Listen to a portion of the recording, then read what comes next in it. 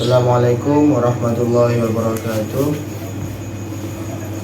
Saya Rahmat Hidayatullah dengan NIM 241 302 1025. Semester 4 di Unwas Wali Songo, Universitas Wali Songo, Gempol.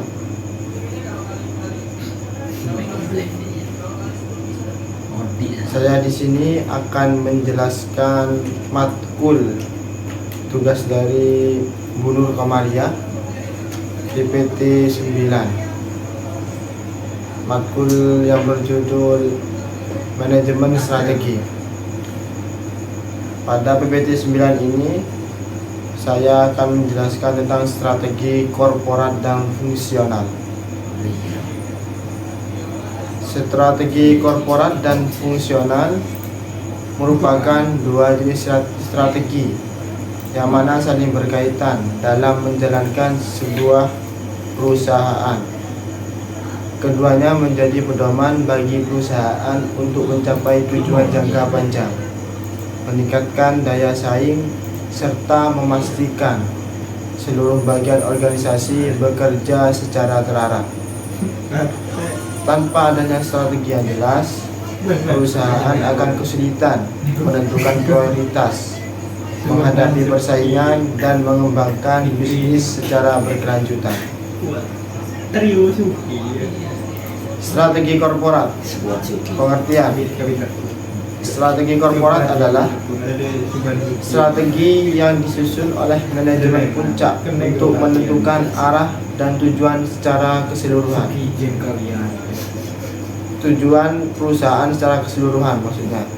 Strategi ini membahas keputusan-keputusan besar yang memengaruhi masa depan perusahaan, seperti bidang usaha yang akan dijalankan, ekspansi ke pasar baru, investasi, hingga kerjasama dengan perusahaan lain.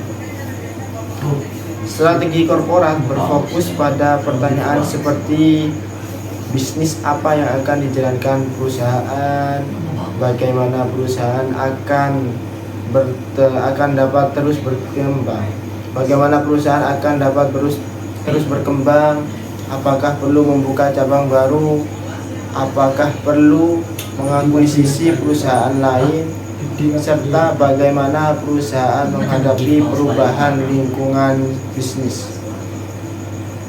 Dengan adanya strategi ini, maksudnya korporat, perusahaan memiliki arah yang jelas sehingga setiap keputusan yang diambil tetap sesuai dengan visi dan misi perusahaan. Tujuan strategi korporat. Beberapa tujuan strategi korporat antara lain: menentukan arah perkembangan perusahaan dalam jangka panjang, meningkatkan nilai perusahaan dan keuntungan bagi pemilik atau pemegang saham, memanfaatkan peluang bisnis yang muncul, mengurangi risiko akibat perubahan lingkungan bisnis, serta menjaga keberlangsungan perusahaan agar tetap mampu bersaing. Karakteristik strategi korporat. Strategi korporat memiliki beberapa ciri utama. Yang pertama, dibuat oleh pimpinan tertinggi dalam perusahaan. 2. Berlaku untuk seluruh organisasi. 3. Berorientasi pada tujuan jangka panjang. Menjadi dasar. Yang keempat, menjadi dasar penyusunan strategi di tingkat yang lebih rendah. Dan yang kelima, berhubungan dengan keputusan penting yang berdampak besar dalam perusahaan. Contoh strategi korporat. Misalnya, sebuah perusahaan makanan ingin memperluas bisnisnya. Strategi yang dapat dilakukan adalah membuka cabang di berbagai kota, menjual produk ke luar negeri, membeli perusahaan pesaing agar pangsa pasar bertambah, mengembangkan produk baru untuk menjangkau konsumen yang berbeda, serta berinvestasi pada teknologi agar produksi lebih efisien. Semua keputusan tersebut merupakan bagian dari strategi korporat karena menentukan arah perusahaan secara keseluruhan. 2. Strategi fungsional. Pengertian. Strategi fungsional adalah strategi yang disusun oleh setiap divisi atau bagian dalam perusahaan untuk mendukung keberhasilan strategi korporat. Setiap divisi memiliki tugas dan tanggung jawab masing-masing, tetapi semuanya harus saling mendukung agar tujuan perusahaan tercapai.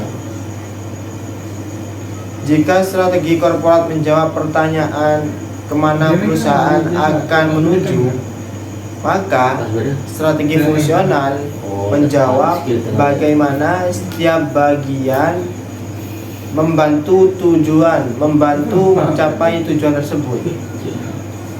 Strategi ini biasanya dibuat oleh kepala divisi seperti manajer pemasaran, manajer keuangan, manajer produksi, maupun manajer sumber daya manusia.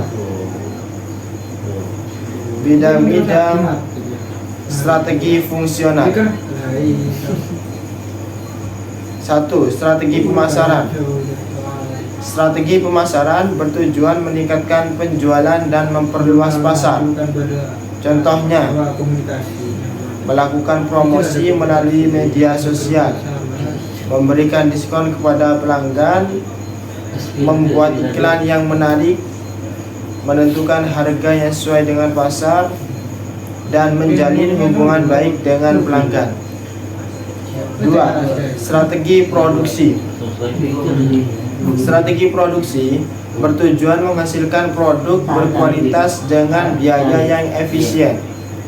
Contohnya, menggunakan mesin modern, mengurangi limbah produksi, menjaga kualitas produk, mempercepat proses produksi, serta mengontrol persediaan bahan baku. 3. Strategi keuangan. Strategi keuangan berfokus pada pengelolaan dalam perusahaan. Strategi keuangan berfokus pada pengelolaan dana perusahaan. Contohnya, menghemat biaya operasional, mengatur anggaran perusahaan, mengelola investasi, mengendalikan arus kas, serta mencari sumber pendanaan baru. 4. Strategi sumber daya manusia atau bisa disebut SDM. Strategi SDM. Strategi SDM bertujuan meningkatkan kualitas karyawan. Contohnya, memberikan pelatihan kerja, merekrut tenaga kerja, merekrut tenaga kerja yang kompeten, memberikan penghargaan kepada karyawan berprestasi, menyusun sistem penilaian kinerja, dan meningkatkan motivasi kerja. 5. Strategi teknologi informasi. Strategi ini mendukung penggunaan teknologi dalam operasional perusahaan. Contohnya, menggunakan sistem ERP, mengembangkan aplikasi perusahaan, memperkuat keamanan data, menggunakan analisis untuk mengambil keputusan. Hubungan strategi korporat dan strategi fungsional. Strategi korporat dan strategi fungsional saling mendukung. Sebagai contoh, perusahaan memiliki strategi korporat untuk menjadi pemimpin pasar minuman di Indonesia dalam 5 tahun. Agar tujuan tersebut tercapai, setiap divisi menjalankan strategi fungsional masing-masing. Divisi pemasaran membuat promosi besar-besaran dan memperkuat branding. Divisi produksi meningkatkan kapasitas produksi dan menjaga kualitas produk. Divisi SDM merekrut tenaga kerja baru dan meningkatkan kompetensi karyawan. Divisi keuangan menyediakan anggaran untuk ekspansi dan pengelola investasi. Divisi teknologi informasi mengembangkan sistem penjualan online dan analisis data pelanggan.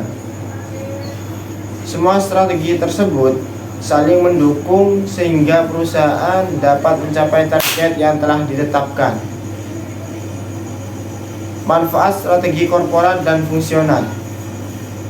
Penerapan strategi korporat dan fungsional memberikan banyak manfaat, antara lain memberikan arah yang jelas bagi perusahaan, membantu perusahaan mencapai tujuan jangka panjang, meningkatkan koordinasi antar divisi, serta membuat penggunaan sumber daya menjadi lebih efektif dan efisien. Meningkatkan daya saing perusahaan di pasar. Pengertian strategi unit bisnis. Pengertian strategi unit bisnis.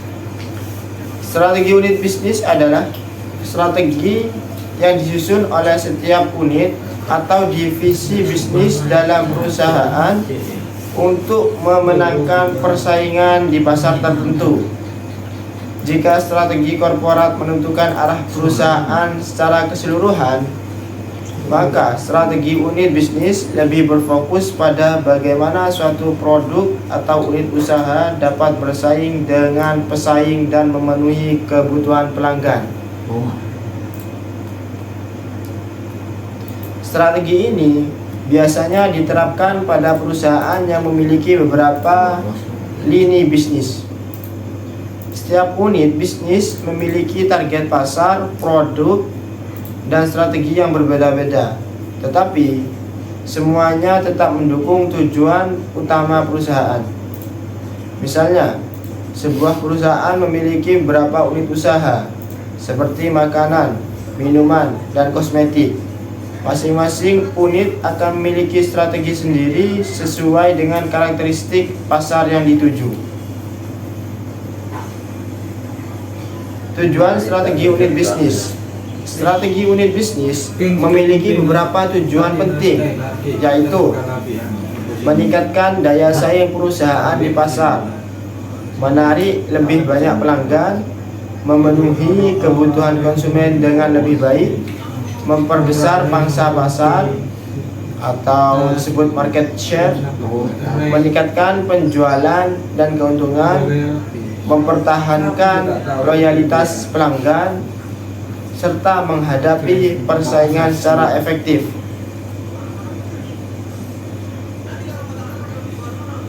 Identifikasi pasar. Pengertian. Identifikasi pasar adalah proses mengenali dan memahami siapa calon pelanggan yang akan menjadi sasaran penjualan produk atau jasa perusahaan. Sebelum menjual suatu produk, perusahaan harus mengetahui siapa yang membutuhkan produk tersebut. Dengan memahami pasar, perusahaan dapat menyusun strategi pemasaran yang lebih tepat sehingga biaya promosi tidak terbuang sia-sia. Identifikasi pasar juga membantu perusahaan mengetahui apa yang diinginkan oleh konsumen, bagaimana kebiasaan mereka berbelanja, dan faktor apa saja yang memengaruhi keputusan pembelian. Hal-hal yang harus dilakukan dalam identifikasi pasar. 1. Menganalisis kebutuhan konsumen. Perusahaan mencari tahu masalah atau kebutuhan yang dihadapi konsumen, kemudian menawarkan produk sebagai solusi. 2. Mengetahui kebiasaan membeli pelanggan. Misalnya, produk apa yang sering dibeli, seberapa sering mereka membeli, di mana mereka berbelanja, dan berapa harga yang mampu mereka bayar. 3. Melakukan segmentasi pasar. Konsumen dikelompokkan berdasarkan usia, jenis kelamin, pendapatan, pendidikan, pekerjaan, lokasi tempat tinggal, gaya hidup, juga hobi. Dengan segmentasi tersebut, perusahaan dapat menentukan target pasar yang paling sesuai. Tujuan identifikasi pasar: menentukan target pelanggan yang tepat, menyesuaikan produk dengan kebutuhan pasar, membuat strategi pemasaran lebih efektif, mengurangi resiko kegagalan produk, dan meningkatkan peluang penjualan. Contoh, sebuah perusahaan kosmetik melakukan riset dan menemukan bahwa remaja membutuhkan skincare dengan harga terjangkau dan bahan yang aman. Oleh karena itu, perusahaan memproduksi skincare khusus remaja dengan kemasan menarik dan harga yang lebih murah dibanding produk premium.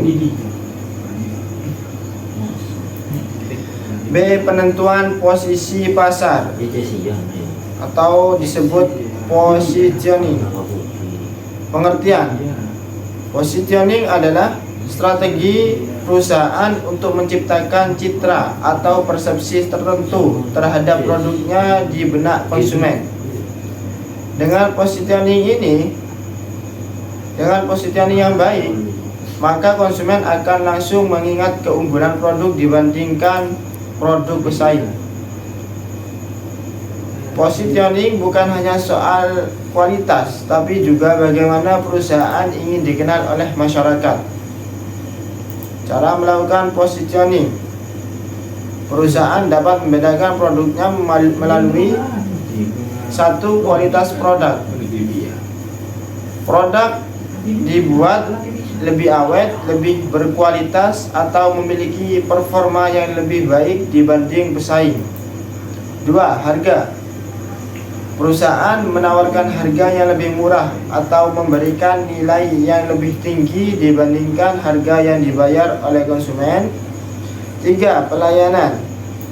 Memberikan pelayanan yang cepat, ramah, dan profesional sehingga pelanggan merasa puas. 4. Fitur produk. Menambahkan fitur yang tidak dimiliki pesaing sehingga produk memiliki nilai tambah. 5. Citra merek. Membangun kesan tertentu, misalnya premium, modern, ramah lingkungan, murah, dan berkualitas tinggi. Tujuan positioning: membedakan produk dari pesaing, memudahkan konsumen mengenali produk, meningkatkan kepercayaan pelanggan, membentuk loyalitas pelanggan, meningkatkan daya saing perusahaan. Contoh, Apple memosisikan produknya sebagai smartphone premium dengan desain elegan, kualitas tinggi, sistem operasi yang stabil, dan teknologi canggih. Akibatnya, banyak konsumen bersedia membayar lebih mahal karena percaya pada kualitas produknya. C. Pengakuan merek atau bisa disebut brand awareness. Pengertian: brand awareness adalah tingkat kemampuan masyarakat mengenali atau mengingat suatu merek. Semakin tinggi brand awareness, semakin besar kemungkinan konsumen memiliki produk tersebut ketika akan membeli. Brand awareness sangat penting dalam konsumen cenderung memiliki Brand awareness sangat penting karena konsumen cenderung memilih merek yang sudah dikenal daripada merek yang belum pernah didengar. Cara meningkatkan brand awareness: perusahaan dapat melakukan berbagai kegiatan seperti iklan televisi, iklan internet, media sosial, promosi penjualan, sponsorship acara, menggunakan influencer, program loyalitas pelanggan, dan konten digital yang menarik. Tujuan brand awareness: membuat merek mudah diingat, menarik pelanggan baru, meningkatkan penjualan, membangun kepercayaan konsumen, serta memperkuat citra perusahaan. Contoh, saat mendengar kata minuman bersoda, banyak orang langsung teringat Coca-Cola. Hal ini menunjukkan bahwa Coca-Cola memiliki tingkat brand awareness yang sangat tinggi. 2. Pengembangan produk. Pengertian: pengembangan produk adalah upaya perusahaan untuk menciptakan produk baru atau memperbaiki produk yang sudah ada agar tetap diminati konsumen dan mampu bersaing di pasar. Selera konsumen selalu berubah. Begitu juga perkembangan teknologi. Oleh karena itu, perusahaan harus terus melakukan inovasi agar tidak kalah dari pesaing. A. Diversifikasi. Pengertian: diversifikasi adalah strategi menambah variasi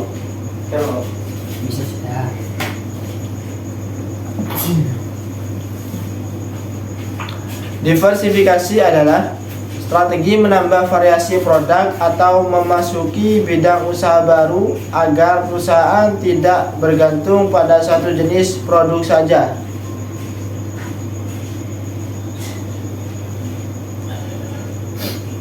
Tujuan diversifikasi: mengurangi resiko bisnis, menarik pelanggan baru, menambah pendapatan, memperluas pasar, memanfaatkan peluang bisnis baru. Contoh, Indomie tidak hanya menjual mie goreng, tetapi juga mie kuah dengan berbagai rasa, mie premium, dan produk makanan lainnya. Dengan variasi tersebut, perusahaan dapat menjangkau lebih banyak konsumen.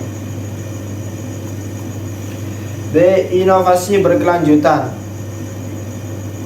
Pengertian: inovasi berkelanjutan adalah proses melakukan pembaruan secara terus-menerus terhadap produk, layanan, maupun proses bisnis agar tetap sesuai dengan kebutuhan pasar dan perkembangan teknologi. Inovasi tidak selalu berarti menciptakan produk baru, tetapi juga bisa berupa menyempurnakan produk yang sudah ada agar lebih baik. Bentuk inovasi: menambah fitur baru, memperbaiki kualitas produk, menggunakan teknologi terbaru, mendesain ulang kemasan, meningkatkan layanan kepada pelanggan,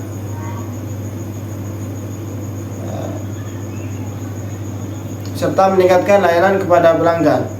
Tujuan: mempertahankan daya saing, menarik minat konsumen, mengikuti perkembangan teknologi, dan meningkatkan kepuasan pelanggan. Contoh, Samsung secara rutin meluncurkan smartphone terbaru setiap tahun dengan peningkatan kamera, prosesor, baterai, kecerdasan buatan atau disebut AI, dan fitur keamanan agar tetap mampu bersaing di pasar global. C. Penyesuaian dengan kebutuhan konsumen. Pengertian: perusahaan harus mampu menyesuaikan produk dengan kebutuhan dan keinginan konsumen yang selalu berubah.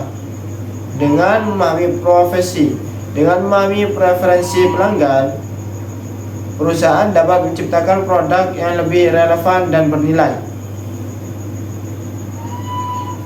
Bentuk penyesuaian: menyediakan berbagai ukuran produk, menawarkan pilihan warna, menambahkan fitur baru, memberikan layanan personalisasi, dan mengubah desain kemasan agar lebih menarik. Tujuan: memberikan kepuasan kepada pelanggan, meningkatkan loyalitas pelanggan, menyesuaikan diri dengan perubahan tren pasar, serta meningkatkan penjualan. Contoh, produsen sepatu menawarkan layanan kustomisasi. Produsen sepatu menawarkan layanan kustomisasi warna dan desain sehingga pelanggan dapat memiliki produk sesuai dengan selera mereka. 3. Efisiensi. 3. Efisiensi operasional. Pengertian: efisiensi operasional adalah upaya perusahaan menjalankan seluruh kegiatan bisnis dengan menggunakan sumber daya secara optimal, sehingga biaya menjadi lebih rendah, tetapi kualitas produk dan layanan tetap terjaga. Perusahaan yang efisien mampu menghasilkan lebih banyak dengan penggunaan waktu, tenaga, dan biaya yang lebih sedikit. A. Optimalisasi proses. Pengertian: optimalisasi proses adalah memperbaiki cara kerja agar menjadi lebih cepat, sederhana, dan efisien tanpa mengurangi kualitas hasil. Cara melakukan optimalisasi: menggunakan mesin otomatis, memanfaatkan sistem komputer, digitalisasi administrasi, mengurangi proses yang tidak perlu, menyusun standar operasional atau SOP. Juga manfaatnya: produksi lebih cepat, mengurangi kesalahan kerja, meningkatkan produktivitas, menurunkan biaya operasional, serta mempercepat pelayanan kepada pelanggan.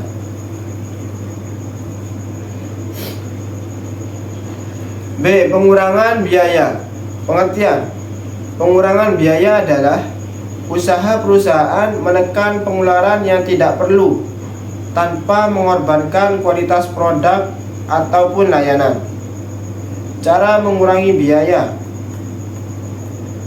mengurangi pemborosan bahan baku, menghemat penggunaan listrik dan air, memilih pemasok dengan harga lebih kompetitif, mengoptimalkan distribusi, serta mengurangi biaya administrasi melalui digitalisasi.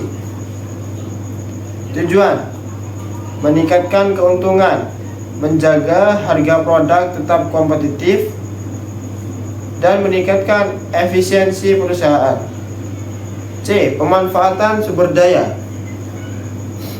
Pengertian: pemanfaatan sumber daya berarti menggunakan seluruh aset perusahaan secara maksimal agar memberikan hasil terbaik. Sumber daya yang dimiliki perusahaan harus dimanfaatkan secara efektif dan tidak terbuang sia-sia.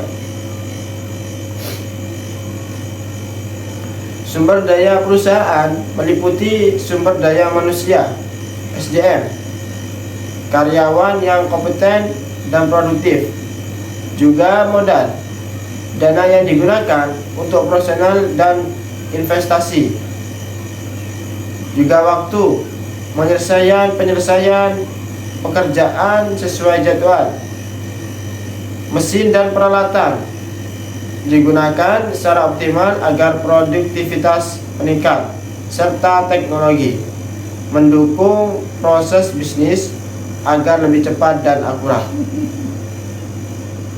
Tujuannya agar menghindari pemborosan sumber daya, meningkatkan produktivitas perusahaan, menekan biaya operasional, dan mendukung pencapaian target perusahaan.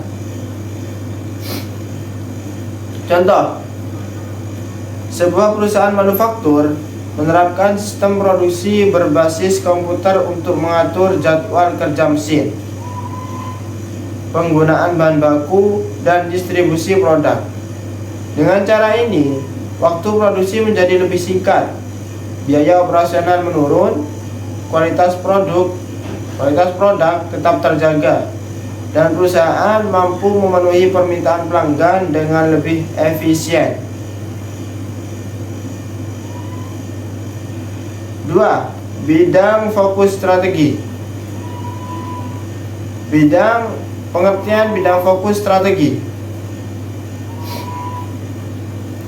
Bidang fokus strategi adalah bidang-bidang utama yang menjadi perhatian perusahaan dalam menyusun dan menjalankan strategi bisnis untuk mencapai tujuan jangka panjang. Fokus strategi membantu perusahaan menentukan prioritas dalam pengambilan keputusan, sehingga seluruh sumber daya dapat dimanfaatkan secara efektif. Melalui bidang fokus strategi, perusahaan dapat menentukan langkah yang paling tepat untuk menghadapi persaingan, meningkatkan keuntungan, memperluas pasar, serta menjaga keberlangsungan bisnis. Fokus strategi tidak hanya memperhatikan kondisi perusahaan saat ini, tapi juga mempersiapkan perusahaan menghadapi perubahan di masa depan, seperti perkembangan teknologi, perubahan perilaku konsumen, maupun kondisi ekonomi.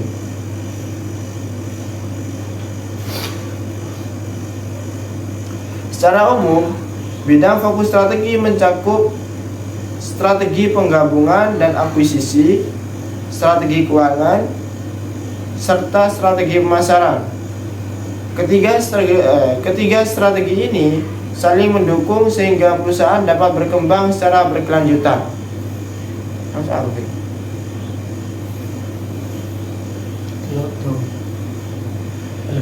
Satu, penggabungan dan akuisisi, merger dan acquisition. Pengertian: strategi penggabungan dan akuisisi merupakan strategi pertumbuhan perusahaan melalui kerjasama atau pengambil alihan perusahaan lain. Strategi ini dilakukan ketika perusahaan ingin berkembang dengan lebih cepat tanpa harus membangun bisnis baru dari awal. Merger penggabungan adalah penyatuan dua perusahaan atau lebih menjadi satu perusahaan baru. Akuisisi atau acquisition adalah pengambil alihan kepemilikan suatu perusahaan oleh perusahaan lain, sehingga perusahaan yang diakuisisi berada di bawah kendali perusahaan pembeli. Strategi ini banyak digunakan oleh perusahaan besar karena mampu mempercepat pertumbuhan, memperluas pasar, dan meningkatkan daya saing. Tujuan strategi penggabungan dan akuisisi. Beberapa tujuan utama strategi ini adalah memperluas pangsa pasar, menambah jumlah pelanggan, memperoleh teknologi baru, mengurangi persaingan dengan kompetitor, memperkuat posisi perusahaan di industri, meningkatkan keuntungan, serta mempercepat pertumbuhan bisnis. A. Identifikasi peluang. Pengertian: identifikasi peluang adalah proses mencari perusahaan lain yang memiliki potensi untuk diajak bekerja sama atau diakuisisi. Sebelum melakukan penggabungan, perusahaan harus melakukan analisis secara menyeluruh agar perusahaan yang dipilih benar-benar memberikan manfaat.